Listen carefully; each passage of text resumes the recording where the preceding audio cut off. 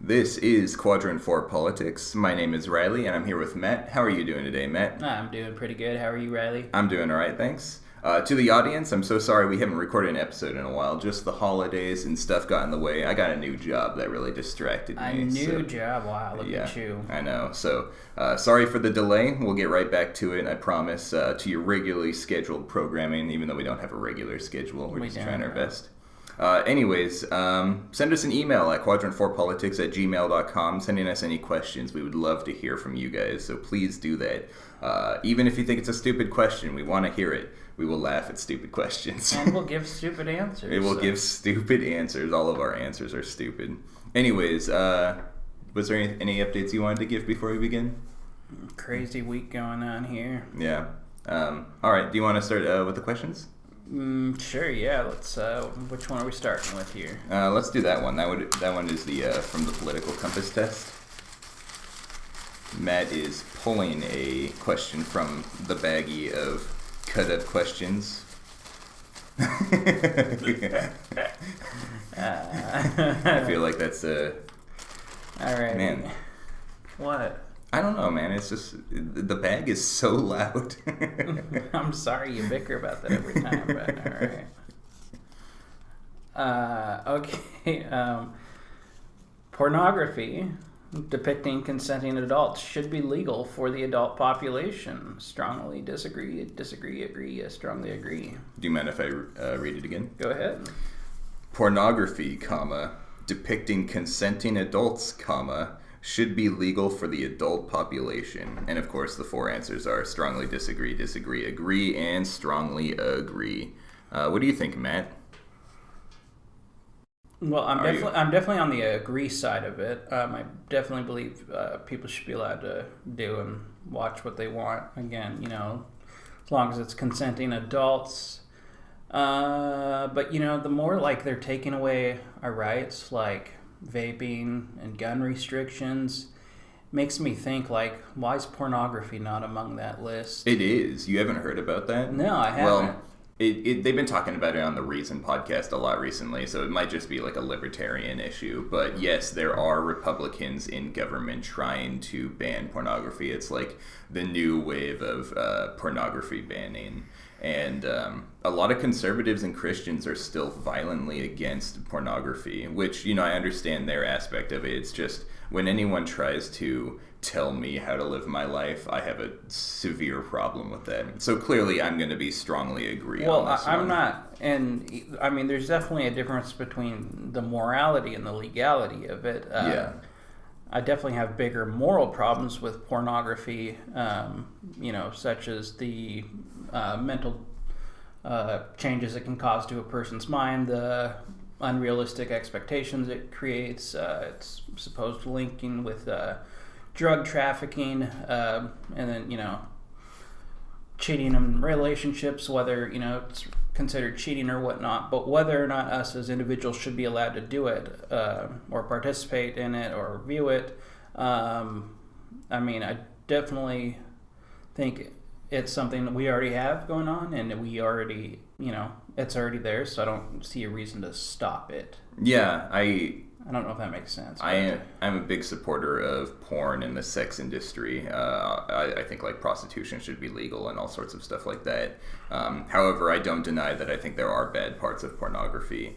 I think it can become an addiction. And I think it can create unrealistic expectations. I don't think it's as bad as other people say, because I think most people use it in moderation. But that can be said about anything. I think that weed is bad when you use it a lot, but there's people who, are huge defenders of weed and say, there's nothing wrong with it. But I know people who are like addicted to weed, and that's like they can't do anything unless they're a little bit high, Yeah. So, and there's the whole argument of like, can you become like, is weed addictive? Can you actually be addicted to it? And it's like, yes, you can, because I've seen people who are like, crap, I didn't smoke before I came to work today. Exactly. Yeah. Like they haven't been sober a single day in the last year. So and there's same people with pornography. They just can't get by without viewing it. So and I think that pornography can help be healthy in relationships. I don't think that it's something that's completely unhealthy to relationships or unhealthy. Well, and I saw something regarding like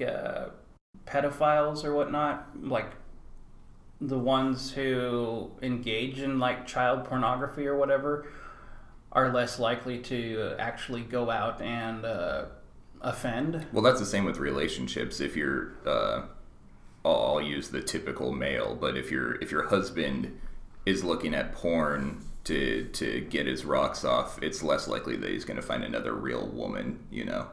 And I think that's how a lot of women feel about porn. It's they don't mind that their husband's looking at porn because at least he's not with another woman, you know.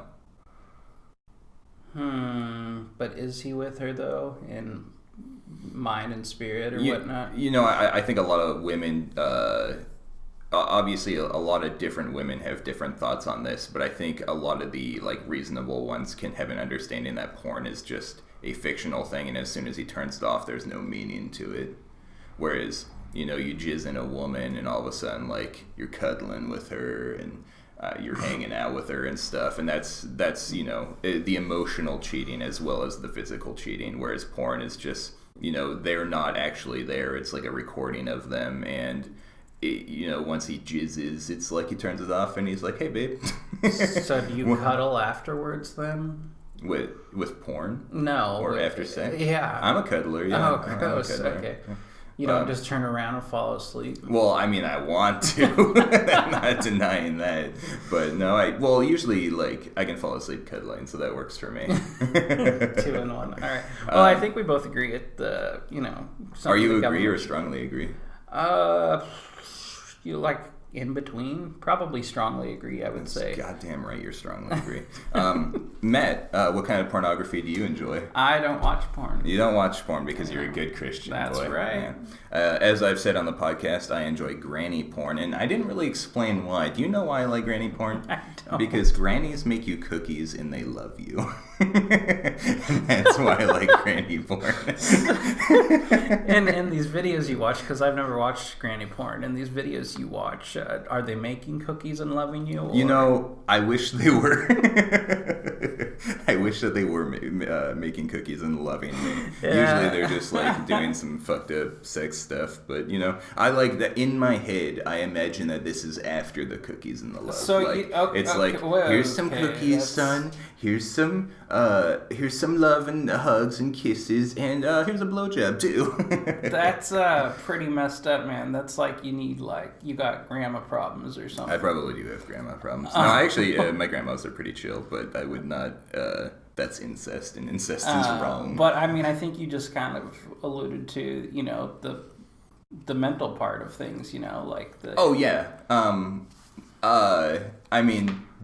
Does that mean I want to be with a grandma? No, not necessarily. Like, my ideal relationship is with a really wealthy older lady so that she will die and I'll have lots of money. Or even, like, just that, you know, she'll be willing to spend her money on me. She doesn't necessarily have to die. But, like, that's the ideal relationship, is, like, an older wealthy woman.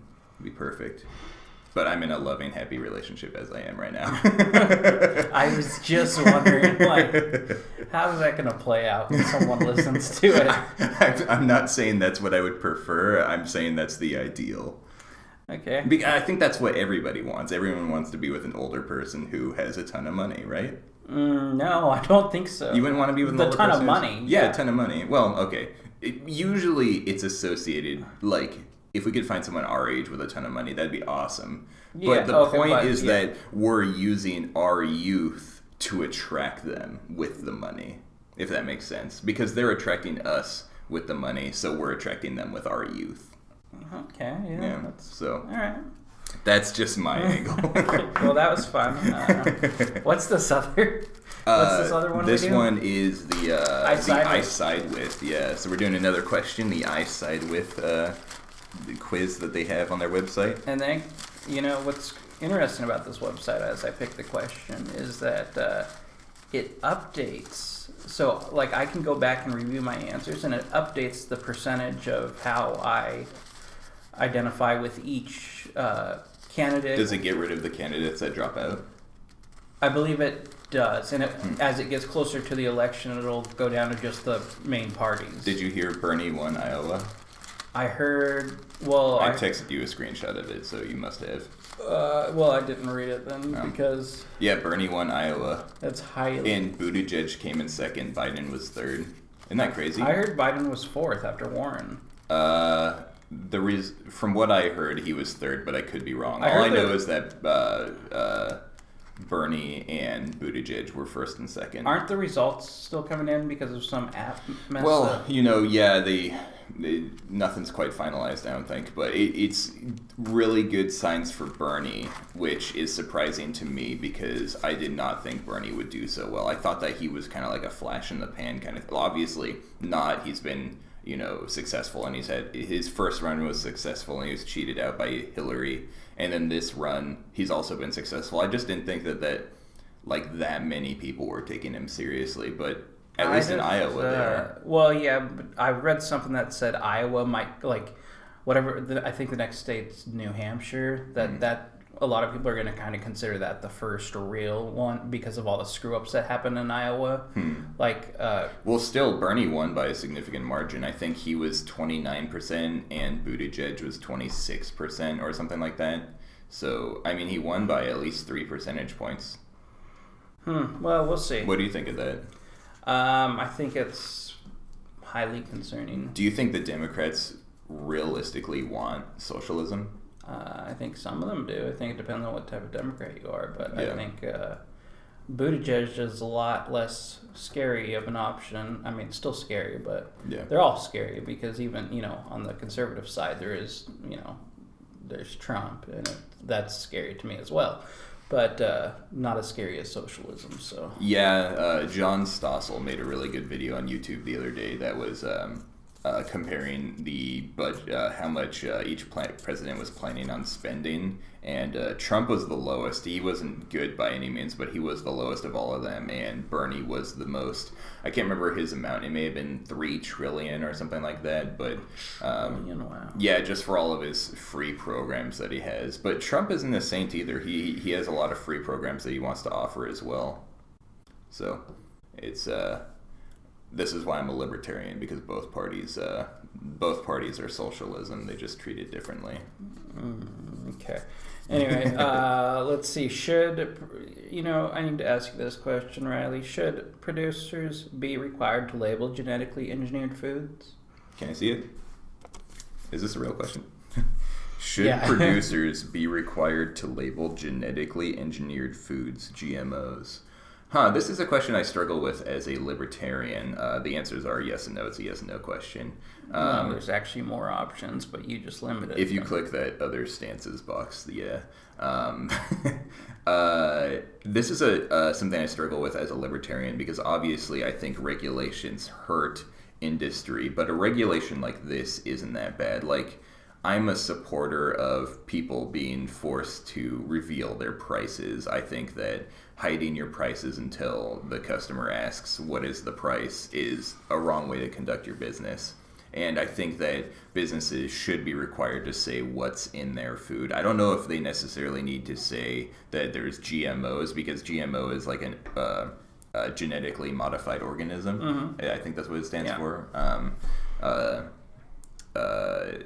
Genetically modified organic, maybe, or is it organism? I think it's organism. I could be wrong, but anyways, it's genetically modified object, whatever. Because that's like an overall term, whereas they could just put in the ingredients the genetically modified things. But I'm not really sure. What do you think? I think when I answered it on the other stances, it was like no, comma, and GMOs are the best, or are a possibility to end or to solve world hunger. Because those are kind of two different answers, but I would probably take the more libertarian answer on here and just answer no. And you need to be responsible for figuring. Obviously, they shouldn't hide stuff, but I mean. There's so much crap in everything that having to put a sticker on everything that. Yeah, but just having a line of text on your packaging is not that much work. Like, that is not a regulation that's going to severely hurt a business. There's a lot of dumb regulations out there that severely hurt businesses, but something like just having a line, government's going to screw it up because government screws up everything. But if government would just be like, all you need is to type this food is made with GMOs on anywhere on your packaging, that's fine with us. But of course, government's going to be like, no, it has to be 5 inches by 4 inches, and it has to be yellow with red coloring, and yours actually didn't pass because your red is kind of a maroon, and that's unacceptable. It's that kind of government regulation pisses me off. But I think I would say yes to this question just because I believe that we as the people, i.e. GMOs, I have no problem with them, but people who want to avoid them should at least be able to look at packaging and say there's no GMOs in this, because a lot of people who want to avoid stuff may be ignorant as to what that stuff actually is. I'm not calling them stupid. I mean, I'm ignorant about a lot of things. I'm just saying that if GMOs are the things that they want to cut out, like if they want to cut out gluten or something like that, having it on the packaging would be helpful for them. Okay, so does everything need to say gluten-free or this % fat, or, isn't that what the nutrition label's for? Well, yes, but gluten is a little bit different because we know what contains gluten. Not me personally, but the people who are looking out for gluten know what to like. If you were allergic to peanuts or pineapple or something like that, you would look at the ingredients and say, peanuts are in the ingredients or pineapple's in the ingredients, I can't have this. But GMOs, you don't know if those peanuts or pineapples are organic or made with GMOs. That's the difference. And gluten, I think, falls on that peanuts and pineapple side of the people who are looking out for gluten know what contains gluten. So if they look at the ingredients and they see that it's a gluten-free wheat or what, I'm not really even sure what gluten is, but if they see it's a gluten-free wheat that's in there, then they can be like, I can have this. I don't know. GMOs is something that happens in the production. It's not like one of the ingredients, whereas I think gluten falls into the ingredients, if that makes sense. Yes. And I'm speaking from a place of ignorance myself, so, that's my thought process on it. In Washington, within the last 5 or 6 years, this was on our ballots, actually. And really? It was, the no side to it was the largest amount ever spent in state history on an initiative. And it ended up failing. So they... Wait, so it said should packages be labeled with GMOs if they have them or not, and people wanting for it to say no, for voters to say no, spent a lot of money on it? Mm-hmm. Why is that? I don't know, and I don't remember, I'm just now reading this, I'm just now remembering that this was a thing that we had in the state, and if it was back then, this would be a lot more interesting of a conversation because there was more, I was more up to date with the facts and what was going on. But I know, whenever I do my ballot, I spend a lot of times on the issues, and I remember I reached no conclusion. And unfortunately, for the sake of this podcast, I can't give you a good reason right now. But like I said, I'm speaking from a place of ignorance on this one, and the libertarian answer would definitely be no. But because I am okay with some government, and this seems like something that's not too absurd, I'm going to say yes. But what is absurd is something that is happening currently. Dairy lobbyists, which I used to be lactose intolerant, but recently I think I'm not lactose intolerant. I've been drinking straight up chocolate milk with no problem at all. I told you that can happen. I know, it's crazy. I don't know. It may have been a mental block or something, but I'm not lactose intolerant anymore. I've been experimenting with cheese and ice cream and all sorts of stuff, and I've been totally fine. Regardless, when I was lactose intolerant and I was eating a lot of dairy-free milks and ice cream and stuff, I was doing research on the dairy industry, and the dairy industry is lobbying the government, the federal government, to separate non-dairy milk from dairy milk, which some grocery stores do that already, but they're trying to separate it out because milk from an almond and a soybean does not come from a tit. That was their negotiation tactic, is that this does not come from a tit, therefore it's not milk, which is just it's ridiculous. That's why I am against money in politics, is because that creates a corrupt, like that's crony capitalism. That, you know, if someone goes to get milk, they should see all of the milk options, whether it's made the same way or not. If it's labeled like as a milk alternative, it should be with the milk. What if the dairy industry just says it wants like milk substitute? It wants to have the name substitute in it. Well, I think something like that is pretty dumb too. That seems like a unnecessary regulation, I think. But like, at what point, like, do you get a package of beef and it's labeled meat or it's labeled milk? You know, like, where do you draw the line? Well, that's that is a whole kind of other argument, I would say. But like, that could be like the name of the brand could be milk, not necessarily representing what the product is. However, I do believe that on packaging they should not be allowed to lie. That's like false advertising kind of thing. Mm-hmm. Yeah. So clearly I'm not one of those anarcho-capitalists. I do believe that there are some regulations, especially when it comes to food, that are necessary, but a lot of them are over-regulation and a lot of nonsense, like the lobbyists demanding that dairy milk be separated from non-dairy milk is absolutely ridiculous and dumb and retarded. So with your answer overall on this, how you said yes because it's not that hard, I mean, I agree with you there, and so I think I'm in agreement with you, but I think my answer still falls under no, because at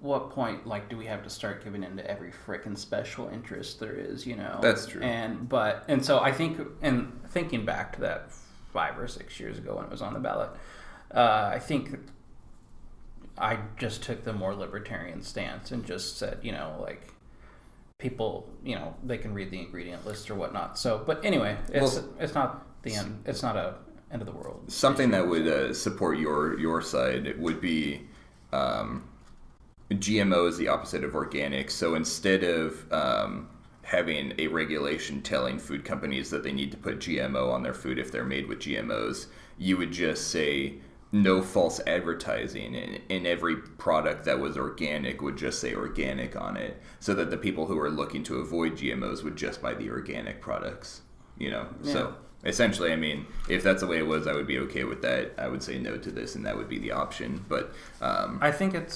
ultimately it's up to the consumer to stay informed. Exactly, and I agree with that. I'm a big fan of personal responsibility. Do you want to do another question? We got time?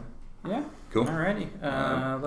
We got more questions in this one, so okay. Let's pick another I Side With. isidewith.com.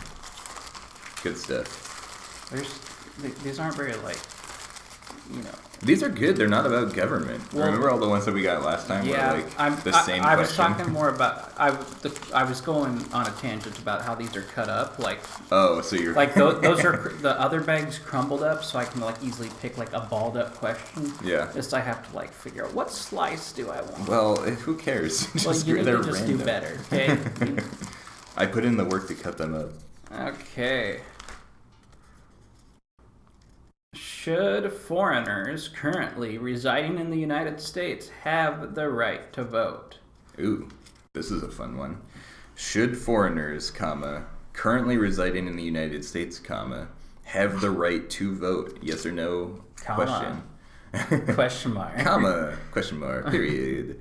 What do you think? I think it largely depends on what you mean by the word foreigner. Do you mean somebody who are we talking illegal immigrants? Absolutely not. Should they be able to vote? Are we talking people here on visas or green cards? Absolutely not. Are we talking about somebody who, currently residing in the United States? So that means they have a residency here, whether that be legal or not. So I think, for me, and I would let's attack this from. We don't know if they're legal or not, but we can assume that this is their permanent residence, so it's not just someone brought in on a work visa temporarily. Absolutely not. Okay, so because you can't confirm their legality, you say no. Yeah, for me it comes down to citizenship, which you can confirm, and traditionally citizens have been the ones allowed to vote, and traditionally, I mean, that's how it is now. Yeah. And I agree with how it is now. I agree that citizens should be able to vote, and that's how it is. I don't think every Tom, Harry, Sally, whatever you say it. You mean Juan, Maria, exactly, and Mohammed, Julio. I don't think just any person here on U.S. land, legally or illegally, gets to vote. I think that's a privilege that comes with citizenship. I used to be a lot more libertarian on something like this. I'm coming off as more authoritarian today. Maybe it's just these specific questions, but just to be clear, I am a lot more libertarian and liberal on the open borders and citizenship than you, but I still think that we should have a border. I think that people should be required to become citizens to vote, but I think that those processes should be vastly easier. And I do think that a government-regulated ID is a good way to run a society, but I think just everything that we have right now is fine. It just needs to be, like, the scope of it and the scale of it needs to be taken way down. I don't disagree with that, but just on the base of this question, whether or not we make it easier or harder or whatever to become a citizen, my answer is just when you become a citizen, but I still do agree with you on how we could make that process easier. So I think we would both say no on this. Should foreigners currently residing in the United States have the right to vote? No, because we do not know the status of their legality. If they were legal citizens, then yes, absolutely. If anyone comes here and becomes a citizen, I'm totally okay with that. But we both agree that becoming a citizen should be easier than it is right now. Correct. And if you really want to talk about immigration right now, because we have a little bit of time, something that would actually help your abortion stance is that our generation isn't breeding, and that's why we need foreigners, is because our country is getting older, and we need young workers to provide for the older people, not necessarily through like taxes or Social Security, but because the older people can't do all the jobs anymore. So we actually need to be more welcoming to foreigners in this country. Otherwise, we're going to end up like Japan, where Japan is pretty racist. Like, they're not like as racist as some people say, but they are like, they don't like a whole lot of immigration in their country, even worse than us. And they have a super aging population, and they're like doing all sorts of stuff to get their young kids to breed, and they're just not doing it. They prefer to play video games and watch porn all day, bringing up porn again. But, our country is heading in that direction, and a lot of it, I'm not like an anti-feminist, but a lot of it is because of like the Me Too movement and feminist stuff like that. Men are, the men going their own way direction, where it's just like, what? Video games make me happy. I don't need a woman in my life. And that's making our country older. Our population is aging pretty rapidly. Our generation isn't breeding, and we need foreigners to replace us, essentially. And, nationalists will be like, well, you're just taking out the white race, but it's like... White nationalists. Yeah, the white nationalists, yeah. I don't like muddying the waters between nationalists and white nationalists. But, I believe in crossbreeding. I think that actually creates the best humans, but... as opposed to... What? I think... mixed race people are very attractive, and because I think that their attractiveness is just a sign that they're like better evolved overall, but also because white people, we don't know what inbreeding happened in the background or in our history and ancestry. And if me and my girlfriend are both white, I'm not racist. That's just how it happened. You can't choose love. Right. But like, if we did decide to have a kid, who knows if we were somehow related because we're both white. But if I was with a black girl, there's like barely any chance that we're connected in our relations at all. So I don't know if you've seen like very many mixed race people, but they are some of the most attractive people on the planet. Depending on like Blasians, I mean, this might be really racist, but like Blasians are not super attractive. Like Tiger Woods, the older he gets, the less attractive he is. But like white and Chinese are really attractive together. But maybe some of that is because like in Asian countries, the better features are considered bigger eyes and lighter skin. Yeah. Like those are what you find like among their movie stars. Yeah. So, I mean, that could play a part in. I don't know. For me specifically, rule regarding this matter. I mean, beauty's in the eye of the beholder. But I get what you're saying about foreigners needing to increase our youth. I just think if we were going to do something like that, we need to, America's a finite space with finite resources, as is everywhere. So we just need, I think maybe we should settle on a number or whatnot. I disagree with that. We have a lot of empty space and a lot of jobs available. I don't think that people use that as an excuse, and Republicans use that as an excuse for immigrants, and Democrats use that as an excuse for global warming. Like a lot of liberals are like, the waters will raise and we'll lose Florida and New Orleans. And it's like, so what? Fuck those places. Move inland. There's so much space in the country that we can develop that has water. It's just that we have these cities that we're so fucking attached to. It doesn't make any sense to me. People want to live by water. But there's 50%. There's lots of places that are near water. You drive over to Eastern Washington. There's lakes everywhere, and no one's living anywhere. People want to live by the ocean, though. Well, those people fucking need to move inland because the ocean is going to raise. We're among the people who live by the ocean. I'm flexible with living anywhere, man. Oh, sure. And people got up and moved to Nebraska. But the point I'm trying to make is that people pretend like there isn't just a massive amount of land here and space and available. There is. That wasn't necessarily my argument. I guess my argument is that when I say finite space, if we bring more foreigners in to increase our younger population, it's not like all of a sudden everybody's going to move to the center. What's going to happen is those bigger cities are going to become bigger and overcrowded. But they can expand. I mean, that's essentially what we are. That's what suburbs are, and then suburbs turn into... I mean, you look at Bellevue 20, 30 years ago, and it looks way different than it does now.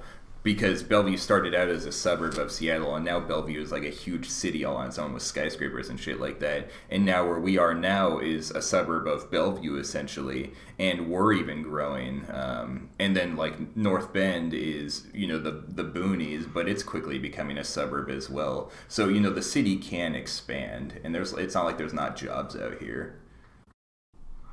The more people that we have, the more resources we can make. And something that's also wrong with this country is the American dream, to say. The idea of having a house with a yard and a dog and a white picket fence. We need to lower our standards of living so that we can welcome more people in here. Elaborate. It kind of comes down to carbon footprint, but not really. It also comes down to just land space. A lot of the reason why we have a housing crisis is because there's so many regulations on the housing industry that no one really wants to build apartments because it's not worth it for them. There's too many regulations they have to get through, and then they're required to have rent control and nonsense like that. But if you go over to China and Japan, they have really small apartments, and sometimes they are too small, admittedly. There's a lot of people in Japan or in China who are just living in closets, but Japan's a better example. They have where we live, my girlfriend and I were looking for a studio apartment, and I think in our town there's only 5 apartment complexes that have studios, and in those apartment complexes they only have 1 or 2. So in town there's probably 10 studio apartments where they have plenty of 2 and 3 bedroom apartments. And what we need to do is build more studio apartments so that more people can live in those, and studio apartments are also cheaper, Yeah, well, and I do get what you're saying with the American dream, because I think the whole thing of wanting a house and 2 cars and a white picket fence, that's Americans need to be more realistic, and not that people shouldn't be able to have that if they want, but why is it that you want that? Because why does that need to be the standard? Because that's been sold to you as the American dream. My situation is I'm renting part of a house from somebody, Yeah. And I've told other people, people who are oh, well, look at you working a full-time job making X amount of money, and you can't even afford your own place or whatnot. And I'm I'm happy in my situation. Yeah. I don't need to be the character of your sob story. Thank you very much. We're the only culture in the world that separates from our family so quickly. Like in India and Africa and the Asian countries, they stick with their parents their entire life. And I'm thankful for our culture. I'm thankful that I didn't live with my mom. I needed to separate from her. But we need to learn to live with each other for longer, and that's something our generation is doing. That's why Obama increased the age of Obamacare to 26, is because our generation is living with our parents for longer because we just can't live on our own yet. Was that an Obamacare thing? Yeah. Obamacare made it so you can be on your parents' health insurance until 26. I think in Washington it was that way before. That's why I'm confused, because Washington had that rule before, but now it's federal or whatever. And I could be wrong about that. I'm not like an Obamacare master or anything like that. But the point I'm trying to make is that we need to learn to live together more. A lot of people think that if they don't have the American dream, then they're unhappy. But the fact of the matter is that you can live with roommates and be totally fine. I mean, look at how Mexicans do it. And I know that a lot of the things I say come off as really racist, but look at Mexicans. Well, they always have like 100 people living those. Stereotypes are based in some sort of truth. It's usually like a clown car. You open up the doors and a bunch of them come out. I mean, and whether they're happy or not, it's not like necessarily our standard needs to be, 20 people in a 2-bedroom Yeah, apartment. but I'm saying that people need to lower their standards. Yeah. And you know who I blame? Costco.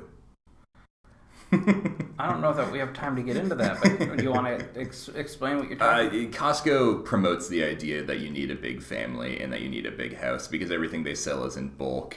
And they have big grocery carts. It's like, come here and we will take care of your family so that you can have a big family and a big house. And it's just being a libertarian. Costco's also aimed a lot at business people, like stocking up your business. Well, I mean, Costco does have. I'm not to say that Costco is 100% bad. I think the idea that it promotes the idea that you can't have a family and provide for your family because of Costco is bad, but I don't deny that. Like, I like going to Costco. I like their muffins and croissants, and I like their little food center that they have outside.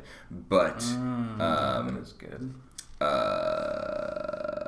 As a libertarian, I believe that we, the people, control the direction that society goes in and not government. And I think that letting a business like Costco rule our lives and say, hey, have a big family and a big house because we'll provide for you is the bad part of society. That's why a lot of all this, a lot of the times when people blame government or politics, I say a lot of it's on us. A lot of what people are bickering about, it's on us. Well, that's when we had the abortion podcast a while ago with our guest host Margaret. One of your big things was you don't think that we'll ever be a pro-life country, or you don't think that in the near future we'll be a pro-life country because society needs to change the way it thinks about abortion, which is exactly how I feel about a lot of things. Yeah. Mm-hmm. It's a lot of it comes down to not what exactly the laws are or what our government is doing. It's just the mentality of society, and that takes time to change one direction or another. And progress doesn't happen overnight, despite certain people wanting to push it to happen that way. So, Anyway, good talk. Yeah. Thank you guys so much for checking out our podcast. We appreciate it. Don't forget to email us at quadrant4politics@gmail.com. We checked it just before the show, and we were so heartbroken to see that we had no emails. We cried for like 5 minutes. We did. And was it maybe because people are going to Quadrant FOUR? Oh, yeah. It's Quadrant 4 with a number, not spelled out. So quadrant4politics@gmail.com. Don't forget you can catch us on YouTube and most major podcast streaming services. And leave a comment on YouTube or send us an email. We would love to hear from you guys. Send us a question. Yeah, send us a question so we can get away from these dumb political compass test questions. They're not dumb. They're fun. But, fun. Maybe somebody's got something out there that'll really blow our mind. Yeah, ask us something like, ask for a hot take. Or give us your hot take, and we'll reply to your thoughts and opinions. We would love to hear from you guys. Just be super racist when you write in. We'll respond and be like, wow, this guy's super racist. And then we can defend ourselves better by saying, well, this person... Be like, we're not this racist. Anyways, thank you guys so much for joining, and we'll see you in the next one.